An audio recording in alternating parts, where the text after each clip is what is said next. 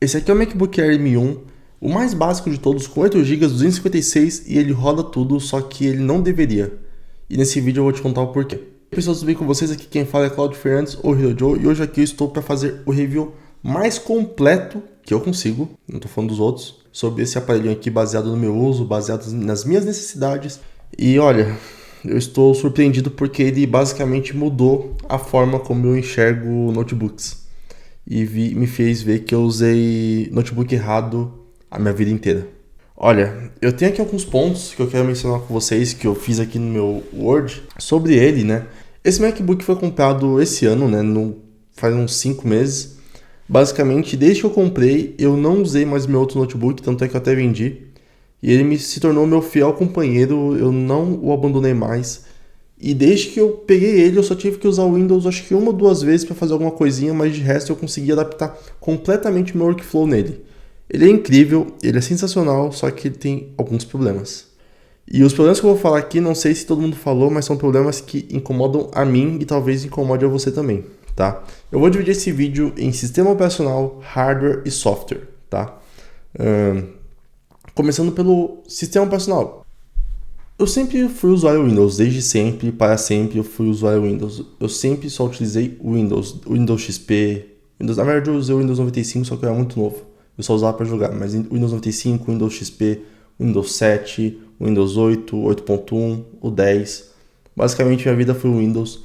E eu já usei, claro, Linux para alguns projetos, já usei Linux algumas partes, em alguma partição do meu PC, para alguns usos, para praticar, para aprender como funciona. Porque falavam que para você ser um desenvolvedor de verdade, você tem que usar Linux. E aí eu comprei o Mac.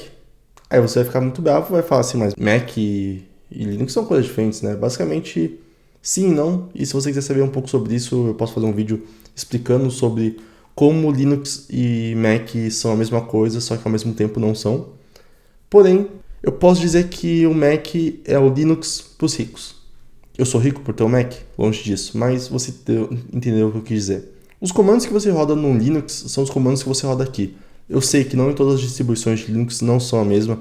Alguns variam o tipo de código que você coloca ali no terminal, enfim, mas a lógica, o cerne é o mesmo. Tanto é que por eu ter algum conhecimento em Linux, apesar de não utilizar, a minha transição para o Mac foi tranquila, porque basicamente os comandos eram os mesmos. Quando você vai baixar algum pacote para instalar, o comando sempre está lá. Se você for usuário Windows, o comando é esse ou baixa o instalador. Se você usa Mac ou Linux, essa mesma linha de código você coloca e roda, porque tudo é mesmo core ali, que é o mesmo kernel, que é Linux, que é Unix. Então eu posso dizer que, como desenvolvedor, essa máquina aqui me atendeu super bem. Porém, não. Porém, sim. É confuso. Então o sistema operacional dele me atendeu muito bem, porque por ser estilo Linux, por mais que o pessoal não goste de usar essa comparação, não sei quem se sente ofendido, se são os usuários de Mac ou de Linux.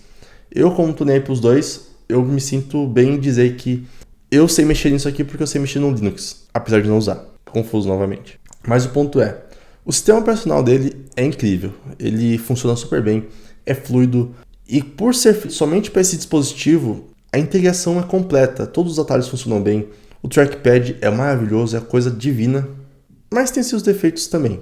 O controle de telas é um pouco confuso, você não consegue, por exemplo, ver todos os Google Chromes abertos, por exemplo. Se você tem mais do que um Google Chrome aberto, tipo mais do que uma instância de Google Chrome, é difícil você conseguir alternar, você não consegue fazer isso facilmente com o Alt Tab, por exemplo, igual você faz no Windows. No Windows você pode ter 10 abas, 10 janelas do Chrome.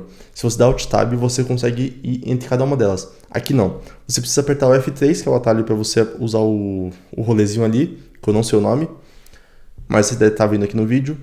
Ou simplesmente você aperta com o botão direito e seleciona qual que você quer, ou ainda você vem na outra metade da dock que tem todos os outros, mas você não consegue fazer isso só com Alt Tab de jeito nenhum. Mas são detalhes bestas, eu não vou me aprofundar tanto nisso porque simplesmente... Se você já usou o macOS, você sabe como que ele é. E se você não usou, não muda muito do Windows. Basicamente, a forma como você instala a aplicação é um pouco diferente, a forma como você desinstala a aplicação é um pouco diferente, bem como você gerencia eles. Mas funciona tudo igual, é a mesma coisa. Alguns aplicativos têm algumas limitações, por exemplo, o Microsoft Teams, aqui ele só aceita uma conta corporativa e uma conta pessoal. O que ele me limita, porque eu precisaria de pelo menos três contas profissionais e uma conta de estudante. que é a conta da faculdade, eu não consigo simplesmente. Eu tenho que sempre sair de um, entrar em outro, sair de um, entrar no outro. Isso é um saco. Esse carinha aqui é problemático, porque ele roda tudo. Eu fiz muitos testes, muitas buscas antes de comprar esse MacBook. E eu percebi que um núcleo a menos que ele tem não é justificativa para você pegar um MacBook Pro. O MacBook Pro ele tem fãs, tem ventoinhas que fazem com que a dissipação seja ativa. Ele realmente liga um ventiladorzinho que resfria a máquina, enquanto esse aqui somente o próprio produto que vai resfriar ele mesmo. O próprio ambiente vai resfriar. Porque ele é corpo de alumínio, então o alumínio simplesmente funciona muito bem para dissipar o calor. E ele realmente funciona. Ele é super gelado. Principalmente no frio. É horrível. Mas, quando você está usando ele muito, ele esquenta bastante e não tem o que fazer. Quando que ele esquenta? Quando que foi o meu maior teste de uso do meu Mac fazendo lives.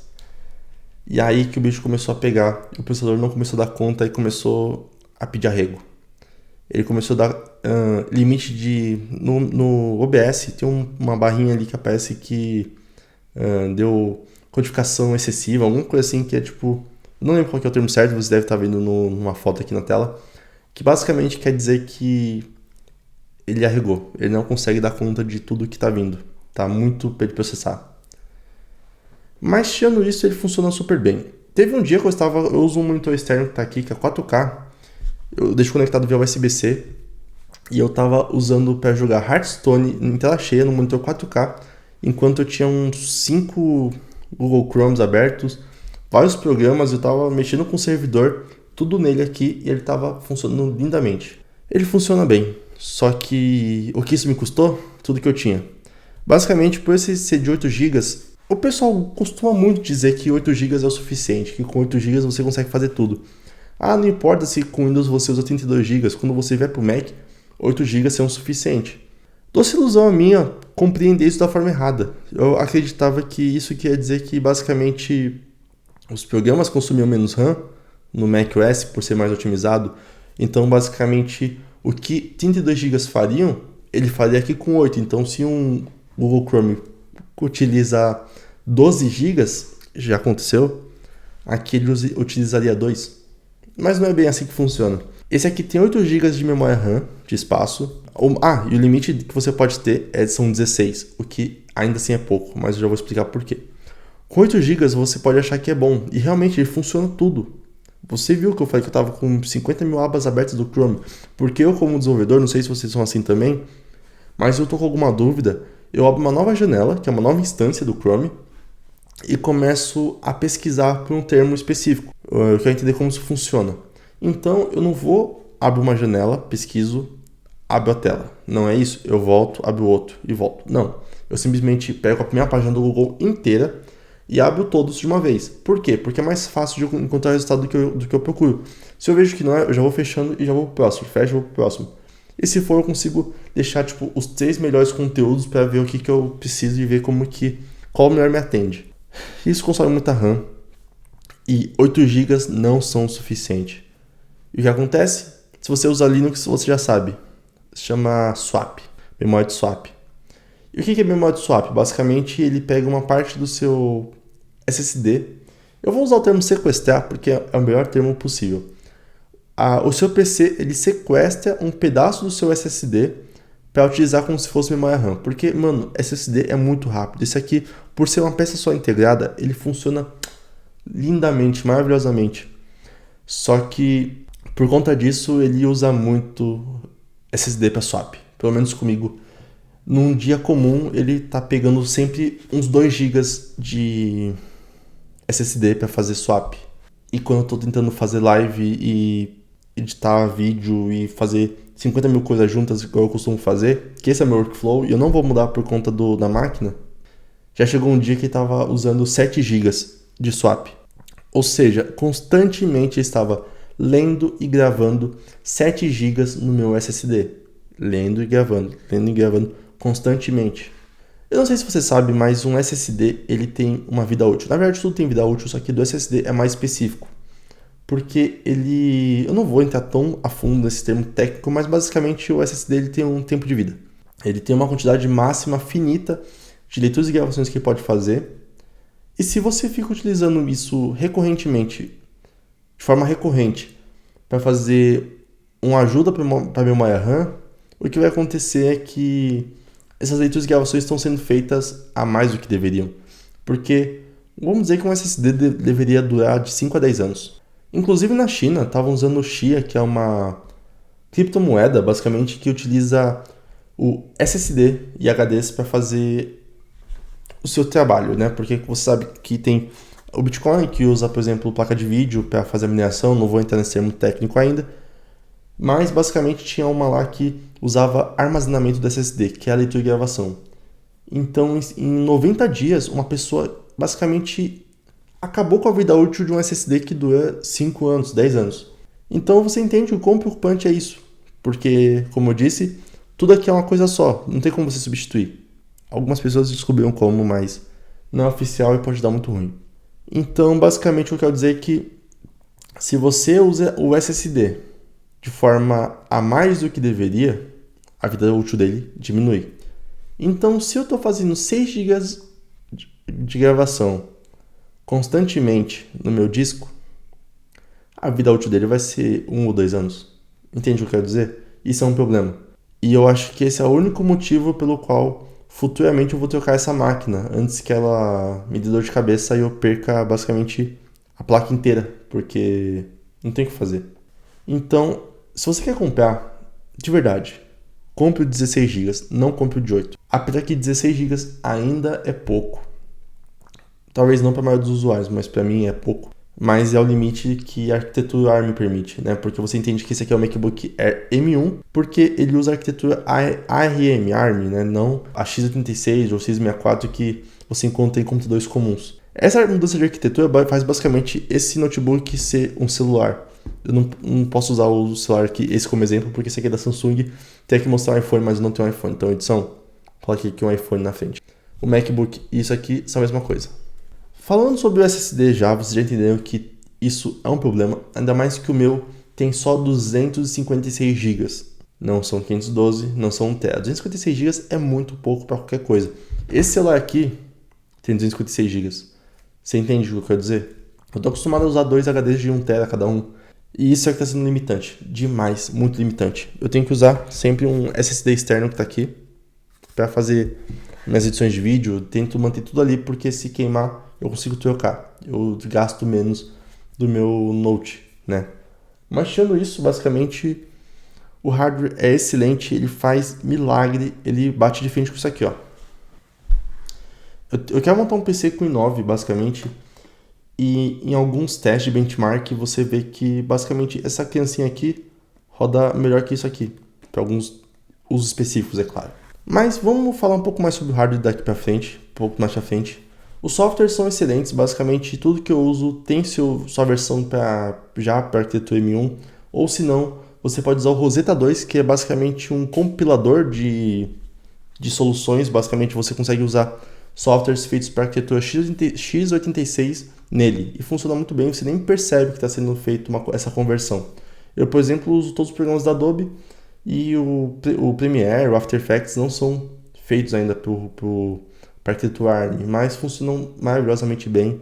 Você não vê que ele não foi feito para ele. Eu vou falar aqui um pouco sobre os pontos positivos e negativos dele. Eu, por ter o iPad aqui, que é um iPad de 8ª geração talvez, esse aqui, iPad de 8ª geração, eu consigo usar a função Sidecar, que é basicamente usar ele como uma tela externa, e é magnífico, é sensacional. Porém, infelizmente, não é possível o contrário. Eu não consegui com tanta facilidade passar a tela do meu iPad pro Mac, o que foi muito frustrante, porque eu imaginei que fosse mais fácil. E eu sei, você vai falar assim, é só você baixar uma aplicação de terceiros que funciona. Eu não quero baixar. Vocês me prometeram um ecossistema único de tudo funcionar maravilhosamente bem, então eu imaginava que essa integração fosse mais fácil, mas não é. O trackpad é lindo, é maravilhoso, eu quero ele para minha vida. Eu vou pegar ele daqui e tornar ele meu melhor amigo. O trackpad é a coisa mais maravilhosa que eu já vi no notebook, e esse aqui, ao contrário de todos os outros trackpads de notebooks, esse aqui funciona maravilhosamente bem.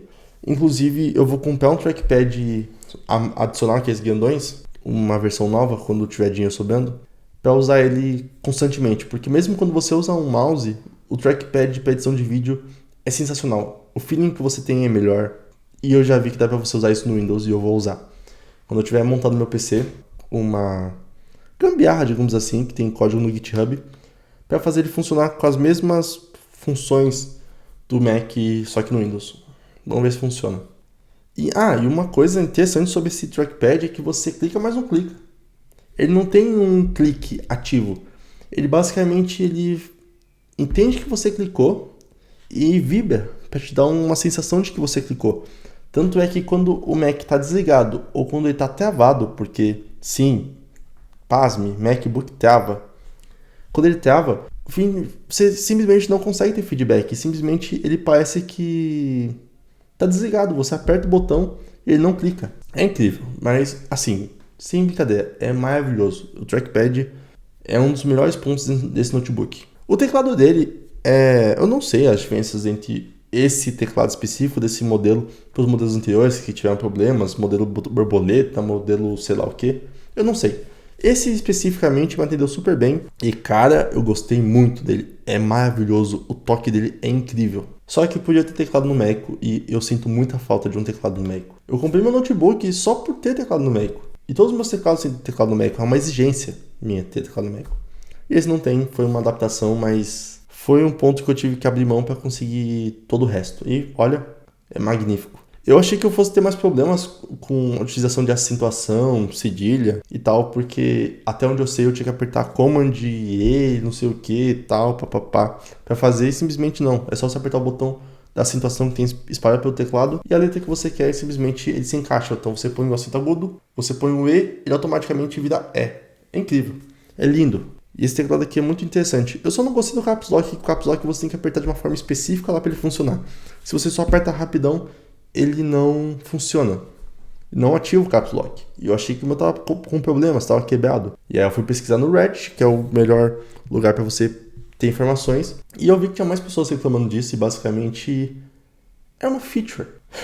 Porque assim, quando você é desenvolvedor, você sabe que tem algumas coisas que são bugs, mas você fala, não, isso é um recurso adicional de segurança ou de alguma coisa. Que basicamente fala que ele ativa, entre aspas, quando ele quer, porque é para evitar toques acidentais. Só que se eu apertei, mesmo sem querer, eu quero que ele funcione. Porque eu apertei, né?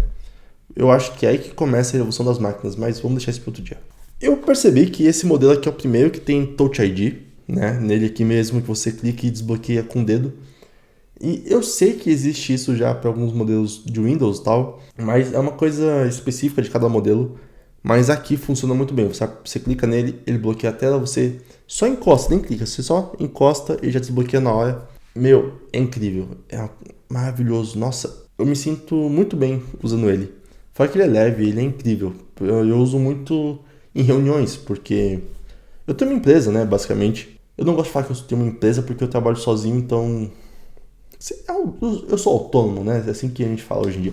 Mas basicamente eu levava um notebook de 7 kg para uma reunião. É um notebook que durava a bateria 1 hora, fora da tomada, e não passa tanto status quanto usar um MacBook. Por que eu quero status? Eu não quero status. Porque quando você vai fazer reunião com o cliente, você precisa impressionar o cliente para que ele contrate o seu serviço. E basicamente a pessoa vê que você é um desenvolvedor e usa produtos da Apple, é de crescer os olhos. Assim como se você é um vendedor ou alguém que precisa ir até o cliente e vai ver o seu carro, você precisa ter um carro decente. Então, são usos, né? E infelizmente, ou felizmente, os produtos da Apple são os de mais alto status aqui no Brasil, né? Principalmente pelo preço e não ser tão acessível assim. A saída de áudio dele é incrível. Eu não esperava que fosse ter uma saída de áudio tão boa assim. Ele me surpreendeu demais, demais mesmo. Ele realmente, o áudio é limpo, é tranquilo. Quando eu tenho os monitores de áudio da Edifier que são espetaculares, são maravilhosos. E simplesmente eles são desligados hoje em dia. Porque eu estou usando só o áudio do MacBook. É porque o do áudio do MacBook é melhor do que o da Edifier? Não, longe disso. Só que pela comodidade. Porque aqui ele só tem, como ele tem só duas portas USB-C, eu simplesmente só conecto os dois USB-C e uso tudo. E o que não tiver conectado eu uso nele. Foi confuso.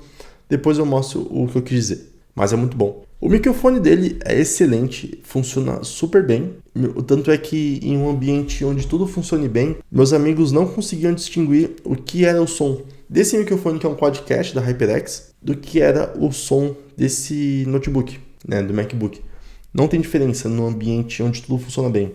Só que quando eu me mudei aqui, eu não tinha móveis. Esse aqui é um móvel novo. Aqui tá cheio de móveis agora, e ainda assim tá com eco. Só que antes tava com muito mais eco, e aí a gente percebeu a diferença, porque esse aqui não funciona bem em ambiente com muito eco. Eu vou tentar recuperar alguma gravação para mostrar para vocês a diferença. Porque basicamente ficou inaudível o som do microfone no MacBook. Eu tive que usar esse aqui e aí sim funcionou muito bem. A bateria desse notebook aqui é incrível. Eu fiquei besta, surpreendido mesmo no quão bem essa bateria funciona bem. Eu nem desligo mais, igual o iPad e celular, eu não desligo mais. Eu deixo ele ligado ad eternum, sabe? Tipo, pra sempre. Eu deixo sempre ligado.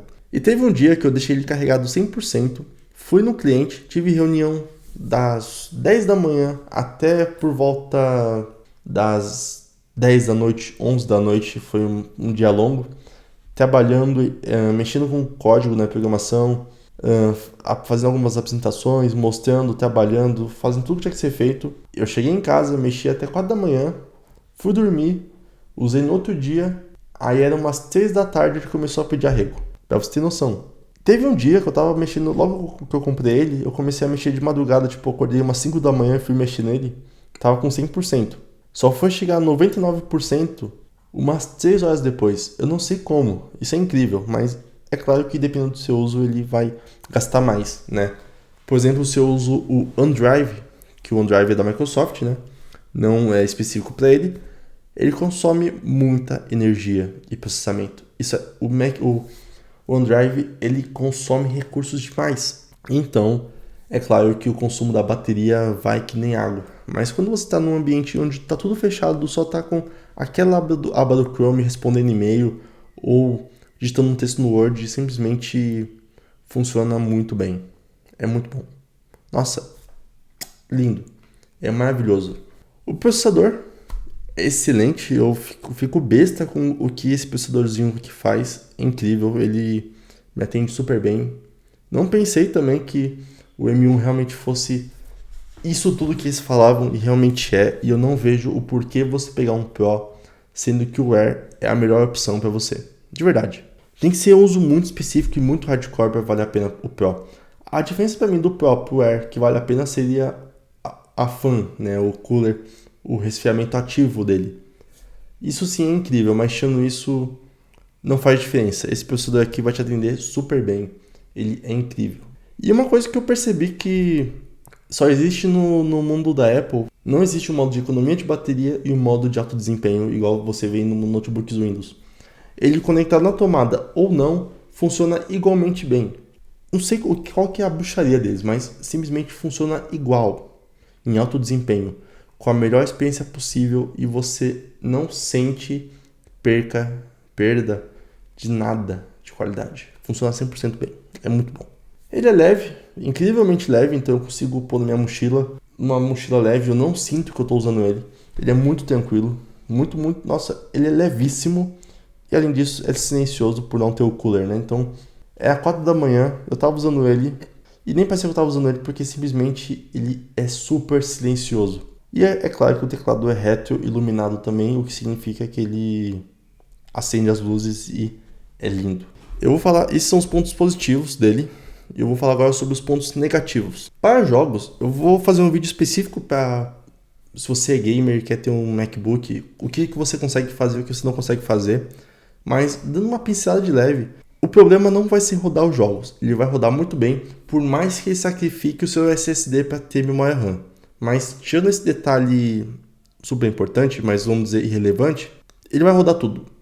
Vai rodar muito bem, não importa o que você quer rodar, tanto no meu monitor externo quanto nele próprio. Ele funciona muito bem. Você não vai ter problemas nenhum, só que o problema é você ter o que jogar. Eu jogo muito Hearthstone e funcionou super bem. Se você faz lives, como eu te disse, ele começa a sobreaquecer e a sua live vai começar a ficar travando, pipocando. É muito estranho. Eu vou deixar um trecho da última live que eu fiz, que eu tava usando ele somente para passando pela placa de captura. Eu não estava processando nada nele, eu só tava usando a live, basicamente. E ele começou a esquentar e não consegui dar conta. Então, dá pra usar pra live? Dá, mas não com uma codificação tão alta igual eu uso. E olha que nem é o máximo. Eu tô usando o médio de desempenho para fazer a live. E para uso profissional, se você já deve ter visto uns 50 mil vídeos disso na internet, se você é como eu, e se você está aqui vendo esse vídeo é porque você é uma pessoa que nem eu que vê 50 vídeos sobre o assunto antes de tomar uma decisão. E basicamente você já sabe que para edição de vídeo é tranquilo. Eu edito vídeos em 4K, inclusive os do canal aqui, no monitor e funciona super bem. Para programação, tudo funciona muito bem. Eu vou entrar em pontos específicos de cada um desses itens aí que eu mencionei acima, jogos, streaming e uso profissional, em vídeos separados. Inclusive, se você tiver alguma dúvida sobre algum desses assuntos, manda pra mim aqui no comentário que quando eu ver, eu já vou pôr no vídeo também. Mas basicamente, para uso profissional é isso. Ele funciona super bem. Tem as limitações de compatibilidade ainda com o M1, que não são todos os softwares, não é tudo que funciona nele, mas para uso mais genérico funciona bem. Eu consigo, por exemplo, fazer deploy de uma aplicação no servidor da nuvem. Tudo funciona bem. É só coisas como Docker ou alguns outros componentes que ainda não estão tão funcionais para o mundo do M1. Até também, por exemplo, virtualização. Você não vai conseguir usar a virtualização tão bem nele por ser arquitetura ARM e não x86. Mas são sacrifícios, né? Pontos negativos. A tela fica dando... Vou falar em inglês porque é como eu pesquiso. Que fica dando flickering, que é tipo... Fica piscando. E não é a tela do MacBook, é a tela externa. Que é essa aqui, peraí. Essa tela aqui.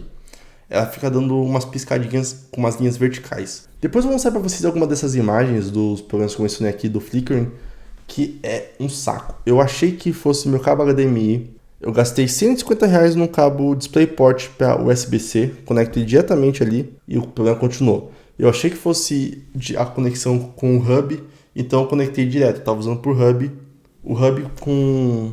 Eu tenho um hub aqui USB-C que basicamente tem entrada HDMI. Eu estava usando o HDMI através do hub USB-C, então eu usava HDMI no monitor, passava para o hub USB e do hub USB para o notebook eu estava usando via cabo USB-C. Achei que o problema fosse esse, então eu tentei fazer conexão direta, tentei usar outro hub, tentei trocar o cabo e ainda assim o problema persiste. É um problema que persiste até hoje, dependendo do seu tipo de uso, ele aumenta ou diminui essa quantidade de linhas na tela que basicamente congela o frame, então quando você vai começar a mexer, ele começa a piscar. Eu acho que isso tem a ver com a taxa de atualização, mas não sei exatamente por quê, então não sei o que fazer. Basicamente, eu procuro na internet, tenho bastante pessoas com o mesmo problema, e eu não sei se é um problema do meu MacBook que eu preciso levar para conserto, ou se é um problema comum, que não tem conserto ainda e pode ser resolvido com atualização.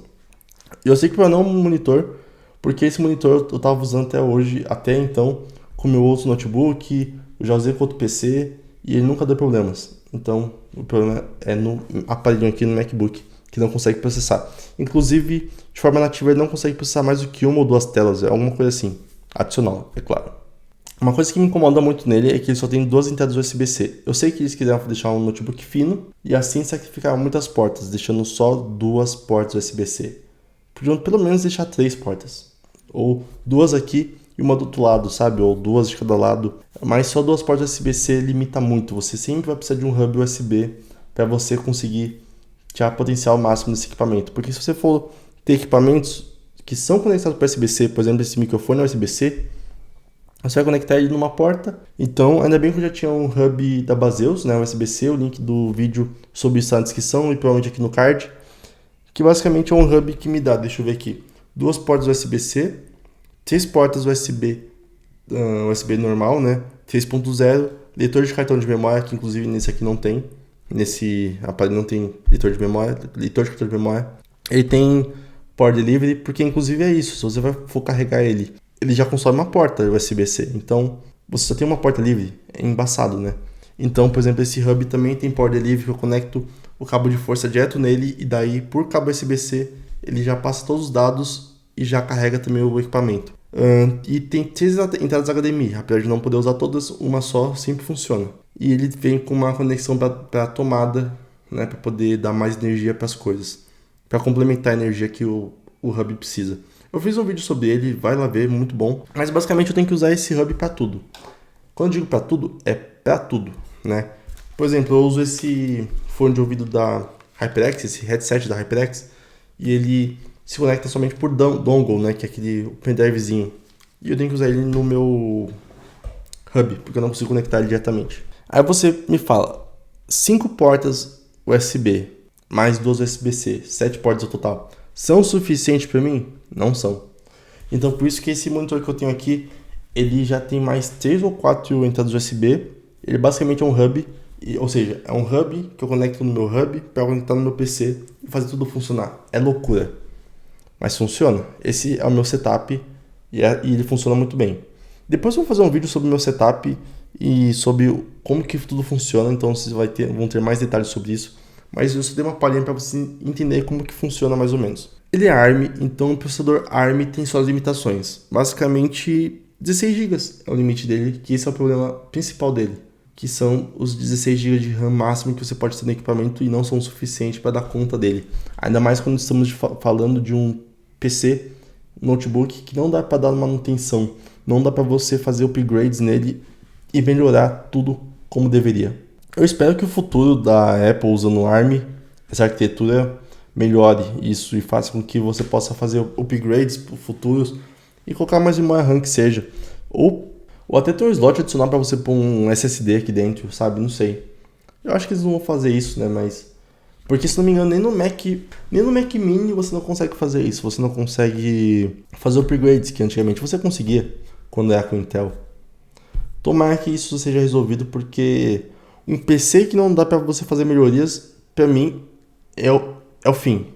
Só que eu já comprei ele pensando nisso, né? Então, sabendo do problema. Então, é uma coisa que eu tenho que aceitar, porque eu sei que é estranho poder falar isso de custo-benefício quando isso me custou literalmente o rim esquerdo. Aí você fala, literalmente, eu tô brincando, não foi literalmente, foi figurativamente, mas foi só para dar efeito. Mas isso me custou um rim, de tão caro que foi, mas o custo-benefício dele funciona muito bem para mim. E pelo meu trabalho, pelo que desenvolvo, pelas reuniões que eu faço e uso ele já se pagou, né? Eu não tenho de pagar ele literalmente porque foi parcelado, tô pagando ainda. Mas como ferramenta de trabalho, ele já se pagou, ainda bem. E a câmera integrada dele é horrível. Horrível mesmo. Ó, inclusive a tela tá dando uns flickering. A câmera integrada dele é horrível. É a pior coisa que eu vi na minha vida. Perde pro meu MacBook... É horrível. Perde pro meu notebook da Dell, sei lá. É horrível. Essa câmera integrada dele. Eles podiam fazer um trabalho um pouquinho melhor. Ou simplesmente não ter. Apesar que não ter ia ser pior ainda. Mas podia ter uma câmera um pouquinho melhor ali, 1080p, sabe? Não sei. Assim não precisa estar utilizando uma câmera externa, que já é mais uma porta USB-C, já é mais uma porta USB que eles não colocam. E aí o problema desse maior para mim foi a compatibilidade. Vou mostrar por quê. O jovem Cláudio não tem muitos amigos. Eu não sou a pessoa que mais tem amigos no mundo, que você pode falar assim, nossa, essa pessoa tem amigos. Não, eu consigo contar em uma mão quantos amigos eu tenho e ainda sobram dedos. E alguns deles moram bem longe, tá? Não são amigos que moram em São Paulo, por exemplo. Tem uns que nem moram no Brasil. Eu não consigo jogar jogos com eles. Então, basicamente, eu sei que ninguém mais joga junto. Todo mundo joga pela rede. Mas, enfim, o que eu quero dizer é que eu comecei a fazer lives e, basicamente, eu fiz essas duas aquisições. Um CanLink e uma HD60S. A CanLink é para você conectar câmeras profissionais. Isso aqui é o que a gente usa para capturar jogos, que é uma placa de captura, basicamente. Captura as coisas. E apesar de mostrar aqui compatível com Windows e Mac, a Elgato simplesmente abriu mão de fornecer atualização para a arquitetura ARM com o processador M1. Basicamente só funciona em arquitetura Intel. E aí você me fala, mas Cláudio, tem muitas pessoas usando placa de captura da Elgato, não é? Eles só dão suporte para o HD60S Plus, o que tem o maisinho aqui. Sem o mais, é um peso de papel, é um peso de porta. Vocês acreditam nisso?